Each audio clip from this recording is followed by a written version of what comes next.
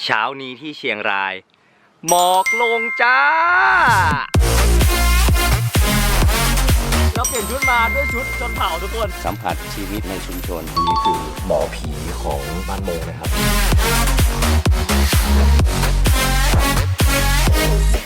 มาเป็นหยดเลยคิดถึงสมัยเด็กๆกันนะก็ถือว่าเปิดโลกจริง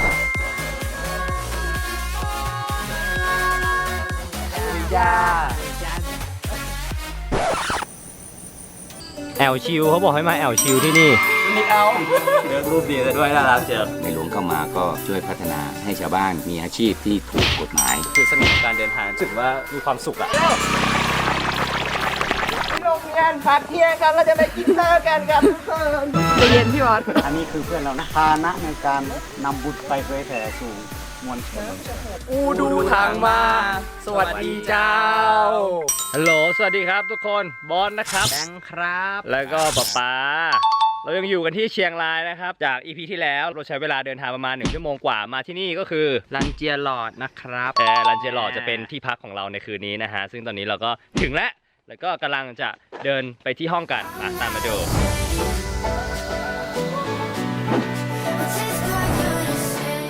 มีพนักงานอยู่2 คนที่จะคอยดูแลน้องผู้ชายชื่อน้องว่าป๋อผู้หญิงที่เสิร์ฟเวลคัมดิ้งชื่อวาสนาถ้าบางคนมาจากอเมริกาเขาเรียกวานิสซ่า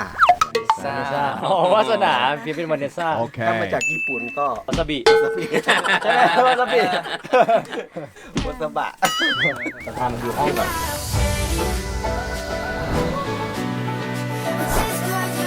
บอกว่า EP นี้เราจะพามาสัมผัสวิถีชีวิตของชนเผ่าก็เนี่ยแหละเพราะว่าที่ลันเจียหลอดเนี่ยเขาสร้างเป็นรีสอร์ทเพื่อให้ชาวบ้านที่เป็นชาวมงแล้วก็ชาวละหูมาทำงานเป็นการกระจายรายได้เป็นการกระจายรายได้สู่ชุมชนซึ่งต่อไปเนี่ยเราก็จะพาทุกคนไปสัมผัสวิถีชีวิตของชนเผ่าทั้งมงแล้วก็ละหูอย่างใกล้ชิดไปดูว่าเขาจะมีกิจกรรมอะไรทำบ้างและเราจะได้ไปทำอะไรบ้างเราตามมาดูกันนะจ๊ะ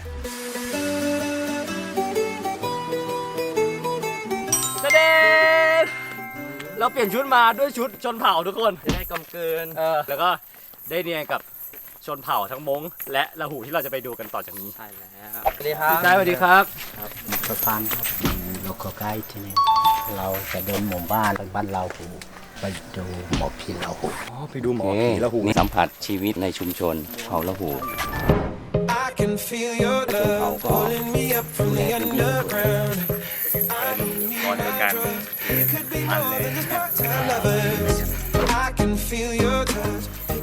ทุกคนดูนู่นดูการ์ตูนแบบจะไม่ไหวแล้วเพราะว่าที่เราเดินขึ้นมาเนี่ยจริง400 เมตรแต่เป็น400 เมตรที่แบบชันตลอดทางอ่ะตรงนั้นแหละคือหมู่บ้านของชาวละหูแล้วก็พี่กายจะพาเราไปหาหมอผีละหูในบ้านหมอผีเราคนครับตอนนี้ถึงหน้าบ้านหมอผีชาวละหูเลยนะครับเดี๋ยวเราจะเข้าไปดูข้างในกันว่ามันเป็นยังไงนะคือผมตื่นเต้นมากไม่รู้ว่าจะเจออะไรแล้วจะเป็นยังไงกันตามเข้ามาข้างในกันด้วย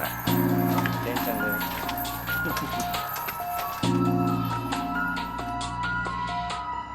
หมอผีของเราสื่อทอดมาจากพ่อส่วนมากจะเป็นลูกชายคนสุดท้องผู้หญิงไม่ได้เคยมีไหมที่แบบว่าไม่มีผู้ชายเลยหากว่าผู้ชายไม่ได้ก็ลูกพี่ลูกน้องนี่เหล็กนะครับหมอผีลาหูจะใช่ตัวนี้แล้วหมอผีจะเลียดผีหากว่าเลียดถูกเหล็กตัวนี้มันจะเขย่าอัตโนมัติครับพอมันสั่นแล้วเนี่ยหมอผีก็จะรู้ว่าเป็นผีตนไหนแล้วก็จะสื่อสารกันใช่แล้วจะรู้ว่าเพราะอะไรแล้วควรจะแก้ไขยังไงวิธีแก้ก็แล้วแต่ว่าผีอยากให้ทำอะไรเช่นผีตนไหนอยากได้เงินก็จะต้องเผากระดาษเงินกระดาษทองไปให้ถูกไหมครับนี่คือกระดาษเงินกระดาษทองที่เผาเพื่อที่จะให้ผีเมื่อกี้แอบให้หมอผีได้ลองดูแล้วว่าเราสามารถตรวจได้ไหมแต่ว่าหมอผีบอกแล้วว่าเรา3 คนไม่มีอะไรไม่เป็นอะไรปกติดี ซึ่งท่านก็เลยจะมอบสายสิญจน์นะครับให้เราแคล้วคลาดปลอดภัยให้เราเดินทางปลอดภัยแล้วก็ปราศจากโรคภัยไข้เจ็บเดี๋ยวรอท่านมอบของให้แล้วกัน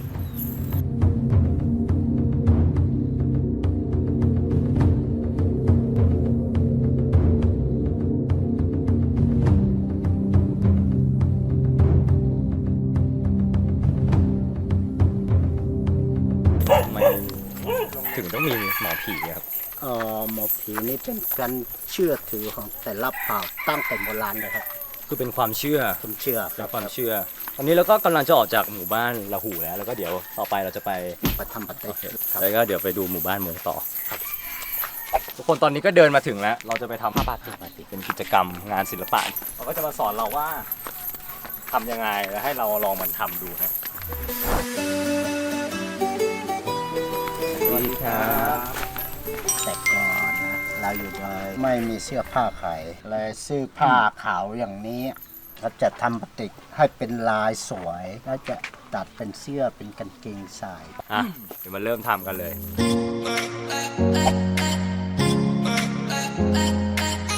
วันนี้เราก็มานั่งลองทำผ้าบาติกนะทุกคนมันมีวิธีทำอยู่คือปกติในผ้าบาติกของชาวม้งนะฮะจะเป็นผู้หญิงทำเพื่อเป็นเครื่องแต่งกาย ซึ่งวิธีทำมันนะฮะก็คือเอาแม่พิมพ์อย่างเงี้ยไปจิ้มกับขี้ผึ้งแล้วก็มาวาดลงบนผ้าบาติกมันแบบมาเป็นหยดเลยคือเอาจริงมันยากนะทุกคนมันเห็นแบบเป็นการวาดเส้นแบบเนี้ยคิดว่าง่ายมันไม่เหมือนปากกาวาดคือขี้ผึ้งเนี่ยมันจะมีความแข็งตัวแล้วก็ ร้อนมากก็ไม่ได้ ร้อนมากก็ไม่ได้ เย็นไปก็แข็ง เดี๋ยวมาดูดีกว่าว่าตอนเสร็จแล้วของใครจะดูเป็นรูปเป็นร่างมากที่สุด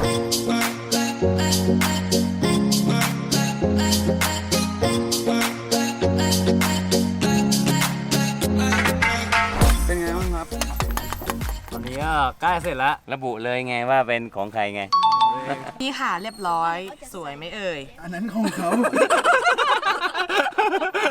ขั้นตอนต่อไปเนี่ยเขาก็จะเอาไปผุ่มสีย้อมผ้านะฮะเพื่อที่จะย้อมผ้ามันเป็นสีครามก่อนแล้วค่อยเอาไปต้มกับน้ำร้อน เพื่อให้ขี้ผึ้งมันหายไปไอ้ส่วนที่เราวาดขี้ผึ้งเนี่ยมันก็จะกลายเป็นสีขาว แล้วก็กลายเป็นผ้ามีลายแบบนั้นตอนนี้ใกล้เสร็จแล้ว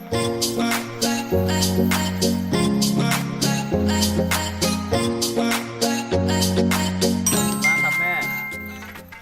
เดี๋ยวเราก็จะแช่น้ำอัญชันนะเพื่อย้อมสีผ้าเสร็จแล้วเนี่ยพรุ่งนี้เดี๋ยวมาดูกันว่าตอนเสร็จเรียบร้อยแล้วของใครจะสวย ของใครจะไม่รอดเดี๋ยวรอดูพรุ่งนี้เช้า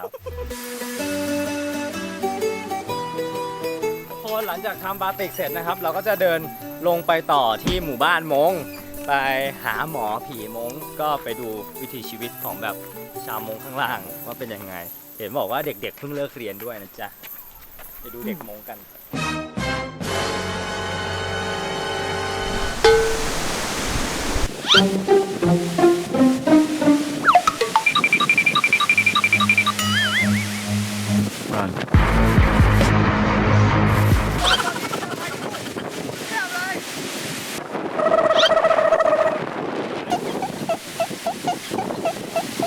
คนเนี่ยคือตะกี้เจอพายุเว้ยแล้วเนี่ยเพิ่งวิ่งเข้ามาหลบในที่พักเอาจริงตกใจมากเลยตะกี้เห็นภาพมันแม่งลมแรงมากตอนนี้เข้ามาที่พักแล้วมันยังแรงอยู่เหมือนกันนะตอนแรกจะลงไปบ้านมงตอนนี้เดี๋ยวพอก่อนเดี๋ยวรอให้ลมมันไปก่อนแล้วเดี๋ยวค่อยว่ากันใหม่ไม่ไหวแล้วน่ากลัว ทุกคนครับ หลังจากที่เราฝ่าพายุมานะฮะฝนตกแล้วจ้านี่23นะครับ จากกลางวันบ่นว่าร้อน ร้อนเนี่ยมาหนาวเลย เย็นนะครับ ต้องขอบคุณอะไรเนี่ย ขอบคุณลมเมื่อกี้ที่เคย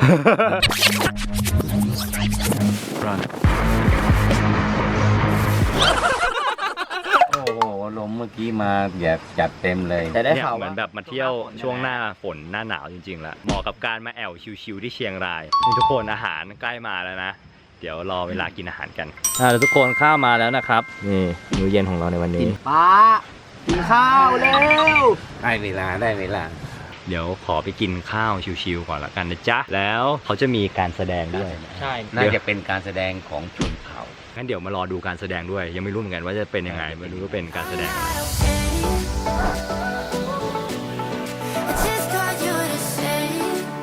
ทุกคนตอนนี้ทีมโชว์มาแล้วนะฮะเราก็ขอเสียงปรบมือหน่อย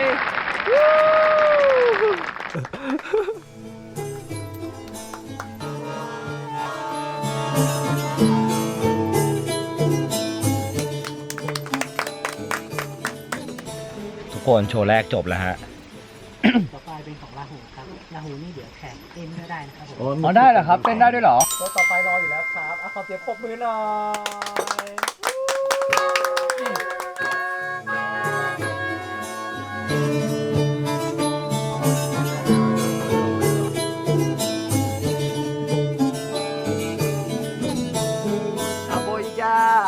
ยาภาษาลาหูแปลว่าสวัสดีนะครับลุยยาก่อนหน่อยก็ก่อนหน่อยก็ก่อนหน่อยแล้วก็ดูการแสดงของทั้งชนเผ่ามงแล้วก็ชนเผ่าลาหูเรียบร้อยแล้ว เดี๋ยวคืนนี้ก็คงแยกย้ายไปพักผ่อนนะฮะแล้วก็มาลุ้นกันว่าพรุ่งนี้เช้าตื่นมาจะเจอหมอกหรือเปล่าไหมแล้วเดี๋ยวเจอกันพรุ่งนี้จ้าบ๊ายบายบ๊ายบายทุกคนมอร์นิ่งครับลงมาดูเร็วเช้านี้มีหมอกแล้วไงบ้า โอเคนะเช้ามานี่เจอหมอกเต็มเลยสายนี้ก็เริ่มจะจางนิดละ โอ้ยแบงค์มานอนนี่เหรอน อนตั้งแต่เมื่อคืนนะ ใช่เหรอเมื่อคืนไม่ได้นอนในห้องเหรอ เมื่อคืนนอนนี่แหละ ชิลไหม ชิล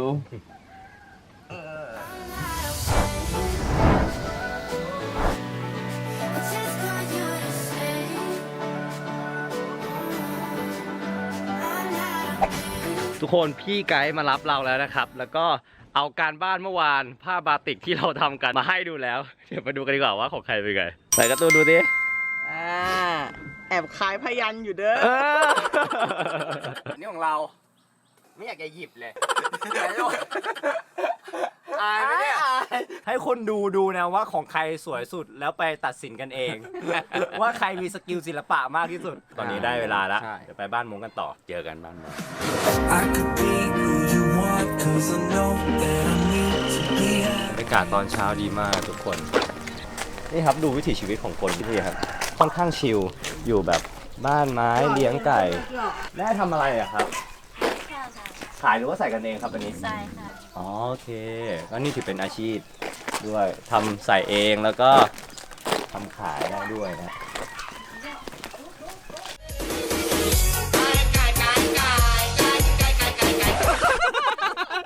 เราได้มาเห็นวิถีชีวิตของคนที่นี่ครับจริงๆว่ามีวิถีชีวิตที่เรียบง่ายมากใช้ชีวิตง่ายๆถ้าเราได้มาอยู่อย่างเงี้ย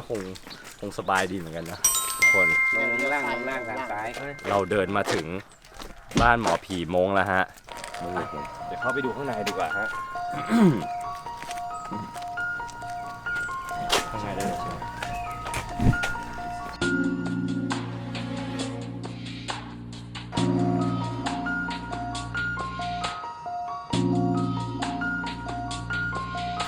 สวัสดีครับ สวัสดีครับ หมอผีเผ่ามงชื่อเหล่าผีมันเป็นหมอผีของเผ่ามงพ่อหรือแม่เป็นหมอผีลูกอาจจะมีส่วนเป็นได้ แล้วแต่ผีจะเข้าคนไหน ผู้หญิงเป็นเข้าผู้ชายเป็น อ๋อคือไม่ว่าลูกชายหรือลูกหญิงเนี่ยก็สามารถเป็นหมอผีได้ขึ้นอยู่กับว่าผีจะเข้าหรือเปล่า ครับ แล้วเราดูยังไงว่า ถ้าหากว่าผีเข้าเนี่ยจะรู้สึกไม่สบายเจ็บป่วยนะต้องเข้าไปหาหมอผีเขาจะเช็คดูว่าเป็นย้อนอะไรหากว่าคุณไม่ยอมเป็นเนี่ยจะรักษาไม่ได้ไม่ได้อย่างนี้ อันนี้ของเผ่ามงมีวิธีเช็คยังไงได้ครับว่าผีคนเนี้ยมีผีเข้า หากว่าเราจะเข้ามาพบหมอผีต้องถือธูป5 ดอกแล้วหากว่ามีก็กระดานเงินกระดาษทองอย่างนี้มาว่า แต่นี่ติดต่อกับผีเขาอยากคนไข้มาในทางตัวนี้ ทุกอย่างใช้ตรงนี้ใช้ตัวนี้ตรวจ เอาตัวนี้ตรวจเอาตัวนี้ถามว่าคนไข้เป็นอะไรทุกอยากผ่าตัวเนี้ย ใช้ผีพ่อหรือเปล่า ใช่ แล้วผมก็โยน เยอะ ถ้าอย่างนี้แปลว่าไม่ใช่ ไม่ใช่ถามมา ถามใหม่ ใช่ สำคัญนะ ต้องถาม3 ครั้งเหรอครับ ใช่ ใช่ อ๋อโอเค อันนี้เป็นเงินน้อยเป็นผี อ๋อเป็นอันนี้คือเงินร้อย ผ่า เงินร้อยอันนี้เงินพัน ผ่า เงินพันของผี ผ่า ก็คือจะต้องเผาไปให้ เผา หมอผีจะทำการสื่อสารก่อนในกำหนดเวลาถ้าหายภายใน3 วันจะทำบุญส่งไปให้อยากได้เงินเท่าไหร่อยากได้เงิน 20,000เดี๋ยวเผาเงิน 20,000ไปให้อยากได้อาหาร เดี๋ยวต้มไก่ส่งไปให้ บางทอนนี่ก็ข้ามหมูเอาแล้วเอาข้ามหมูไว้นี่ข้ามหมู อ๋อนี่คางหมู ค่ะ คางหมูจริง ๆ เลยทุกคน จริง ครับ ๆอันนี้ปีนี้ สิ้นปีมาหมอผีจะทำพิธีเผากระดูกตัวนี้ส่งคืนให้วิญญาณของหมูเพื่อหมูจะ ได้เกิดใหม่ ได้เกิดใหม่ เดี๋ยวเอาลิ้นบังหน้า ครับ ยังไม่ให้ผีรู้ว่าหมูแต่ทานให้คนเดียวเป็นตัวอย่าง เป็นตัวอย่างครับ นี่ครับทุกคนอันนี้คือ หมอผีของบ้านมงนะครับกำลังทดลองการทำพิธีให้เราอยู่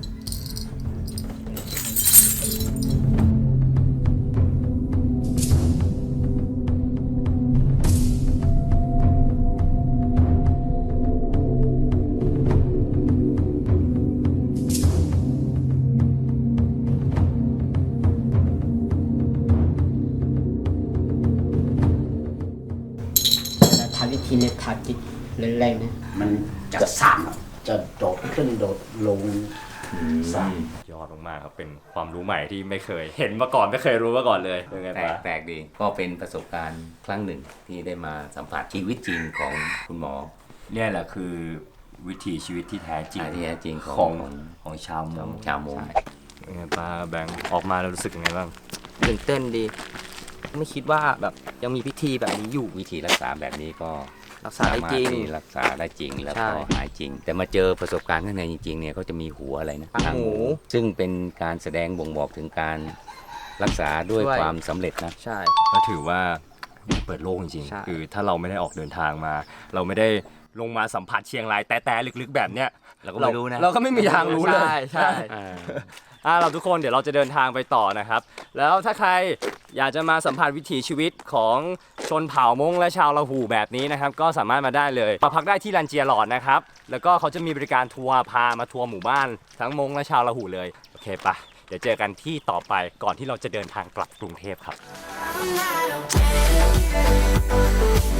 ก่อนเดินทางกลับนะครับทุกคนเดี๋ยวเราจะขอมาแอลอาร์ตมาแวะดูงานศิลปะก่อนที่บ้านหลายสี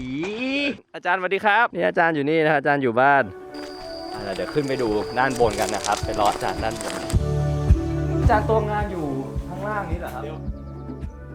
ใช่ปะเดี๋ยวเราไปดูในหอศิลป์กัน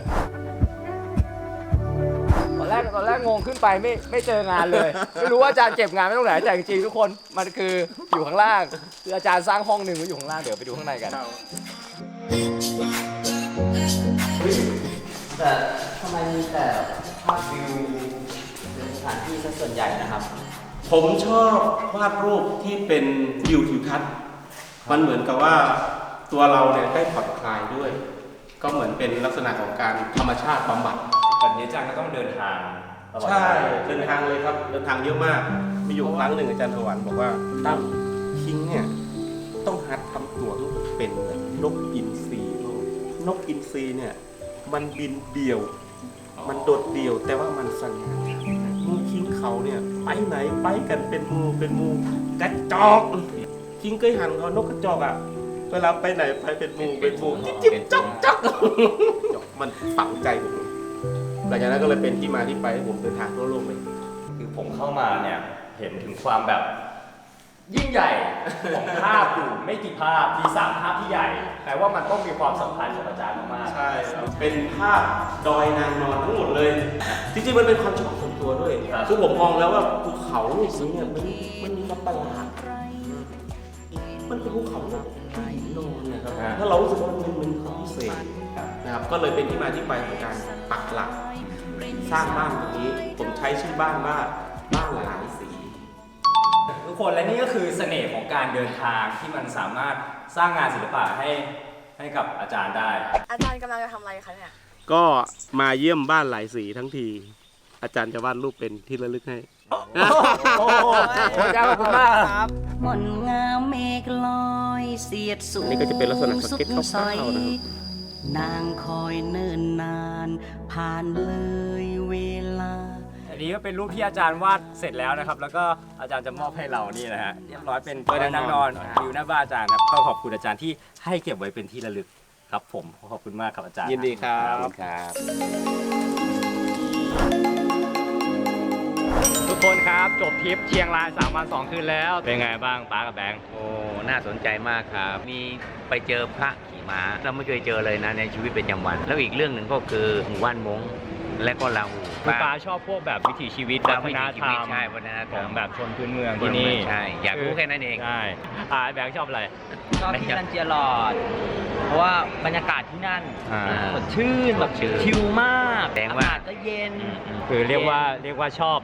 ชอบเลย อะไรที่เป็นแบบธรรมชาติ ใช่ตื่น ชอ เช้า บ มาก็เจอหมอกเงี้ย ชอบความชิลชอบหมอกชอบธรรมชาติหรือว่าทริปนี้ได้เจออะไรหลาย ๆ อย่างมากทุกคนแล้ว แต่เรื่องก็มีทั้งแบบเรื่องแปลกแล้วก็เรื่องไม่คาดคิดเกิดขึ้นนึกบอกเลยว่าเชียงรายนะ เป็นจังหวัดที่มีสถานที่ท่องเที่ยวสวยงามเยอะมากยังมีอีกมากมายเลย ที่อยากให้ทุกคนมาเที่ยวดู ไม่ว่าจะแบบแอลชิลๆอยู่กับธรรมชาติ หรือจะเป็นแอลอาร์ตไปชมงานศิลปะของศิลปินเชียงรายหลาย ๆ ท่าน หรือว่าจะแอลฮิปๆไปสัมผัสวิถีชีวิตแบบที่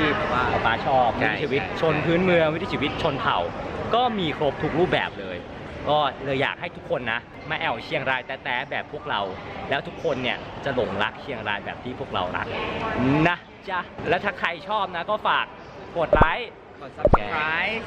กด subscribe ด้วย และถ้าใครยังไม่ดู EP ที่แล้วก็ย้อนไปดูได้นะครับเราวันนี้เดี๋ยวขอตัวกลับก่อนบ๊ายบาย